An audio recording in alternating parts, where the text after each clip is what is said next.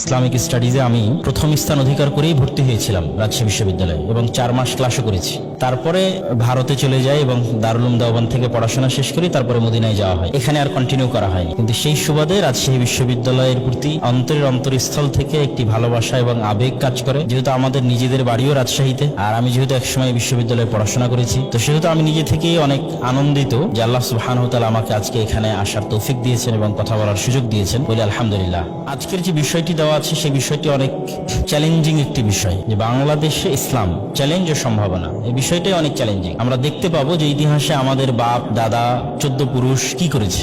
মীর নিসার আলী তিতুমির বাঙালি ছিলেন, হাজী শরীয়তুল্লাহ বাঙালি ছিলেন, তাহলে তারা বাঙালি হিসেবে কি করেছেন? শেরে বাংলা একে ফজলুল হক বাঙালি ছিলেন। এই যে বাংলার মুসলমানদের দীর্ঘ সংগ্রাম, এই সংগ্রাম শেষে আজকে আমরা কোথায় দাঁড়িয়ে আছি, আমরা কি ভুল করেছি যে ভুল ভবিষ্যতে করা যাবে না। এই ইতিহাসের স্টাডি আপনাকে বাংলাদেশে ইসলামের চ্যালেঞ্জ কি সেই বিষয়গুলো ফুটিয়ে তুলবে। আমার দৃষ্টিতে মনে হয় বাংলাদেশে ইসলামের জন্য কয়েকটা চ্যালেঞ্জ, যা আমি আমার বহু বক্তব্যে বিভিন্নভাবে তুলে ধরার চেষ্টা করেছি। তার মধ্যে 1 নাম্বার হচ্ছে কলোনিয়াল মাইন্ড সেটআপ, ঔপনিবেশিক চিন্তাধারা। যেহেতু আমরা 190 বছর ব্রিটিশ কলোনির অধীনে শাসিত হয়েছি, আপনি কল্পনা করেন যে শেখ হাসিনার 15 বা 16 বছর কেমন, তার সাথে এবার যুক্ত করেন 190 বছর। 16 বছরে নাকি আপনাদের এবং আমাদের নিঃশ্বাস বন্ধ হয়ে আসছিল, তাহলে 190 বছরে আমাদের পিতৃপুরুষের কি হয়েছে? 190 বছরে কয়টা প্রজন্ম অতিক্রম করতে পারে?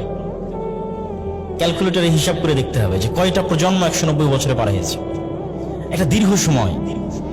এই সুদীর্ঘ সময় যে আমরা ব্রিটিশদের কলোনি হিসেবে ছিলাম, তার ফলে আমাদের রক্ত এবং মাংসে কলোনিয়াল গোলামি স্থায়ীভাবে বসে গেছে, যার কারণে কখনোই আমরা আমাদের দ্বীন এবং ইসলাম এবং আমাদের নবী, আমাদের ধর্মের প্রতি শতভাগ কনফিডেন্ট ছিলাম না, এখনো নাই। এটা হলো বাংলাদেশে ইসলাম পরিপূর্ণ বিজয়ের 1 নাম্বার বাধা, যে কলোনিয়াল মাইন্ড সেটআপ, ঔপনিবেশিক মনস্তাত্ত্বিক গোলামির চিন্তাধারা। এটা আপনি প্রতি ধাপে ধাপে নিজের অজান্তে ফিল করবেন। ইংরেজি ভাষার প্রতি আমাদের যে একটা ভিন্ন আবেগ, ইংরেজি ভাষা না শিখলে কোথাও কিছু হবে না, এটা আমাদের অজান্তে আমাদের মধ্যে চলে এসেছে কলোনিয়াল মাইন্ড সেটআপের কারণে। যে হয়তো প্যান্ট শার্ট পরে, সে হয়তো যে পাঞ্জাবি পায়জামা বা দাড়ি টুপি আছে তার চেয়ে একটু হলো স্মার্ট, এটা আমাদের অজান্তে আমাদের ব্রেনে প্রবেশ করেছে কলোনিয়াল মাইন্ড সেটআপের কারণে, 190 বছরের গোলামির কারণে। মানুষের স্মার্টনেস তার পোশাকে থাকে না, মানুষের স্মার্টনেস থাকে তার যোগ্যতায়, তার কথাবার্তায়, তার আচার ব্যবহারে।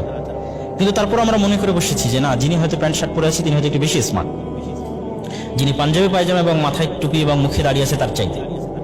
এরকম আরো অসংখ্য পয়েন্ট আপনি হিসাব করতে পারবেন, গুনতে পারবেন, যেগুলো অজান্তে আমরা লালন করি আমাদের অন্তরে, অথচ সেটির সাথে বাস্তবতার ন্যূনতম কোনো সম্পর্ক নাই। একজন মানুষের স্মার্ট হওয়ার সাথে পোশাকের কোনো সম্পর্ক আছে? আপনারা তো শিক্ষিত মানুষ, কি বলেন? স্মার্ট হওয়ার সাথে পোশাকের সম্পর্ক আছে? নাই। কিন্তু সেটিকে আমরা বানিয়ে ফেলেছি কেন? আমাদের নিজেদের অজান্তে, কলোনিয়াল মাইন্ড সেটআপের কারণে। ইংরেজি ভাষার প্রতি আমাদের দুর্বলতা যে কলোনিয়াল মাইন্ড সেটআপ থেকে এসেছে, সেটি আমি বুঝলাম কিভাবে? ইউরোপ সফরে যখন ফ্রান্স গেলাম, স্পেন গেলাম, ইতালি গেলাম, সবচেয়ে আশ্চর্য হয়েছে স্পেনে গিয়ে বিমানবন্দরে নামার পর আমার বুঝার মতো কোনো ভাষা চোখে পড়ে না। আমার অন্তত এতটুকু এক্সপেকটেশন ছিল, কামনা ছিল যে এক্সিটটা অন্তত ইংরেজিতে লেখা থাকবে, যে আপনি এদিক দিয়ে বের হবেন, লেখা আছে এক্সিট, বাকিটা তার ভাষায় লেখা থাকবে। কিন্তু এমনও অনেক জায়গা পেয়েছি যেখানে এক্সিটটাও ইংরেজিতে লেখা নাই। আর বিমানবন্দরে তো যা 2-1টা ইংরেজি আছে, বাইরে বের হওয়ার পর আর কোথাও মাইলকে মাইল, কিলোমিটারকে কিলোমিটার ইংরেজির অস্তিত্ব খুঁজে পাওয়া যাবে না।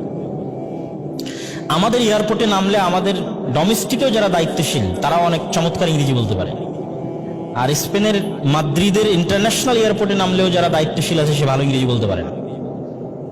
তো ইতালিতে ইংরেজি নাই, ফ্রান্সে ইংরেজি নাই, স্পেনে ইংরেজি নাই। আমার তো মাথা ঘুরতেছে, চক্কর দিচ্ছে মাথা, যে ইংল্যান্ডে থাকা অবস্থায় মনে করলাম ইংরেজি সবকিছু, বাংলাদেশে থাকা অবস্থায় মনে করলাম ইংরেজি সবকিছু, ইন্ডিয়াতে থাকা অবস্থায় মনে করলাম ইংরেজি সবকিছু, সৌদি আরবে থাকা অবস্থায় ইংরেজি সবকিছু। কিন্তু ইংল্যান্ডের বাইরে বের হয়ে যখন ইউরোপের অন্যান্য কান্ট্রিতে যাচ্ছি, কোথাও তো ইংরেজির অস্তিত্ব নাই। তো এটা হচ্ছে আমার পুরো ব্রেনে একটা ব্রেন স্টর্মিং ঝড়, ব্রেনের মধ্যে নতুন অনুভূতি, নতুন অভিজ্ঞতা, কেন ইংরেজি নাই। তো ইউরোপের যে সমস্ত দেশ ইংরেজি বলে তারা বাদে আর কোনো দেশে গেলে আপনি ইংরেজি খুঁজে পাবেন না। এই জন্য আমাদের বহু ছেলেরা যারা ইংল্যান্ড বাদে অন্য দেশে মাইগ্রেট করে, এরা প্রথমে কাজে ঢুকতে এদের কষ্ট হয়। জার্মানি চলে যায়, তারপরে আলবেনিয়াতে চলে যায়, বুলগেরিয়াতে চলে যায়, এরকম অসংখ্য দেশে মাইগ্রেট করে ইউরোপে, কিন্তু গিয়ে দেখে যে ইংরেজি নাই। তখন অনেক বিপদে পড়ে, নতুন করে তাদের ভাষা শিখে তারপরে জবে ঢুকতে হয়, চাকরি পায় না। তো ইংরেজি না থাকা কেন? তাদের উন্নাসিকতা আছে, মানে তাদের নিজ ভাষা নিয়ে আত্ম অহংকার আছে। ইতালির নিজস্ব কালচার, নিজস্ব সংস্কৃতি এবং ভাষার উপর ইতালিয়ানদের আত্ম অহংকার আছে। ফ্রান্সের মানুষদের তার নিজের ভাষা, নিজের সংস্কৃতির উপর আত্ম অহংকার আছে। স্পেনের মানুষদের তাদের নিজের ভাষা, নিজের সংস্কৃতির উপর আত্ম অহংকার আছে, উন্নাসিকতা আছে। তারা কখনোই ব্রিটিশদের ইংরেজি ভাষা তাদের উপর প্রাধান্য পাক, এটা তারা মেনে নিতে পারবে না। তাহলে জাতিগতভাবে তারা কতটা উন্নত এবং স্বাধীন চেতা, আর আমরা জাতিগতভাবে কতটা গোলাম, এটা একটা প্যারামিটার যে ফ্রান্সের মানুষ, ইতালির মানুষ বা স্পেনের মানুষ মনস্তাত্ত্বিকভাবে কতটা স্বাধীন, আর আমরা মনস্তাত্ত্বিকভাবে কতটা গোলাম।